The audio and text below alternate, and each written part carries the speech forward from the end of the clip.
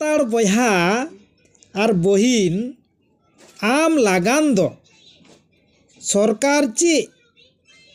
एमन ची चांदू बंगा ची सानाम कुगी एमन एमन कानून एमन एमन साहाज्य रना ती को लहाव कादा जहाँ को मिता कना सिरजनियवा दड़ी रना एनते रेहो आम दो सुरसार मध्य गी भूत लिका गिम तहेना चिदा से कानून रे संविधान रे ऑल तहेना आम लगी भगी आमांग ओत हासा सुरक्षा लगी आमांग हड़मो रेना ह्यूमन राइट्स रेना एमन ची सेल्फ डिफेंस रेना सानाम किछु ऑल बिल ते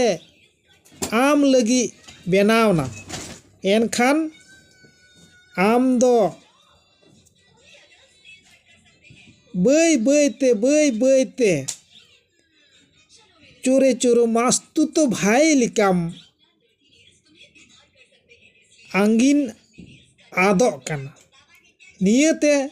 मुघल को हेना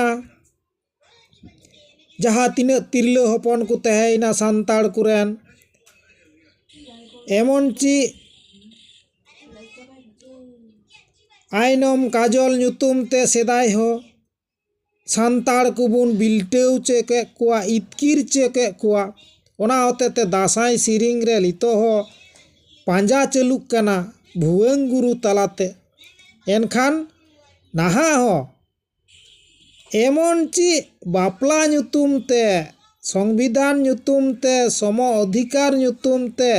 दिकु को सावते मुसले को सावते एमन ची बापला बिहे काते नॉय जे सेदाई जहाँ राइट्स खोय शुरू काते